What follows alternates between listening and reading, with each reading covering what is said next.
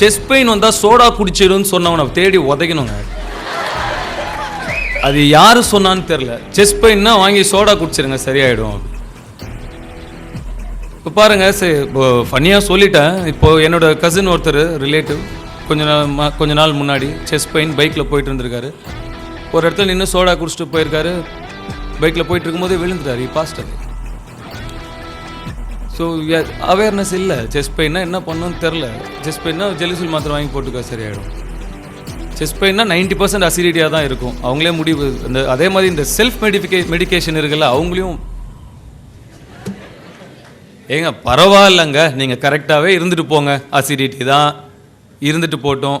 ஒரு வாட்டி கேட்டுக்கல தப்பு இல்லையே. நம்ம டாக்டர் ஒரு வார்த்தை கேட்டுட்டு எடுத்துக்கலாம். செல்ஃப் மெடிக்கேஷனும் ரொம்ப தப்பு. அதையும் அவாய்ட் பண்ணுவாங்க.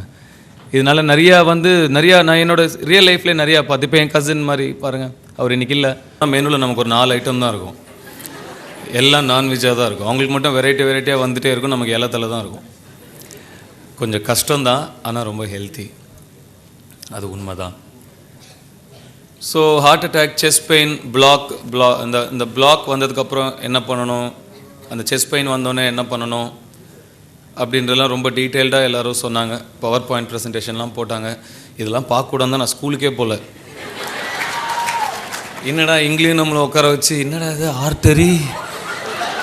ஹார்ட்டு ஐயோ அப்படி. சரி, ஓகே, அங்கே தான் கவனிக்கல, எங்கேயாவது கவனித்து பார்ப்போம், ஏதாவது புரியுதா அப்படின்னு சொல்லிட்டு நம்மளும் கொஞ்சம் தூரம் பார்த்தோம். ஓரளவுக்கு புரிஞ்சுது. அதாவது இந்த ஹார்ட்டுக்கு வெளில இருக்கிற அந்த இரத்த குழாயில் அடைப்பு இருந்தால் அது ஹார்ட் அட்டாக். ஒரு 10 மார்க் கரெக்டா? Okay, right. ஸோ அதெல்லாம் அப்படியே பார்த்து ஓரளவுக்கு புரிஞ்சிச்சு. ஓகே, பட் அது வராமல் இருக்க, அந்த பிளாக் வராமல் இருக்க என்ன பண்ணும், அந்த அவேர்னஸ் இருக்கிறதும் ரொம்ப இம்பார்ட்டண்ட் அப்படின்னு நான் நினைக்கிறேன். நம்ம அறிவுக்கு அது ஓகே. வந்ததுக்கப்புறம் வருமுன் காப்போம் சொல்லியிருக்காங்க இல்லைங்களா?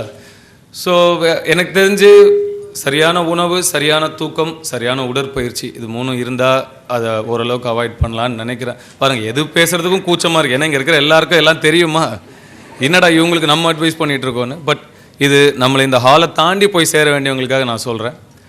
அவங்களுக்காக தான்.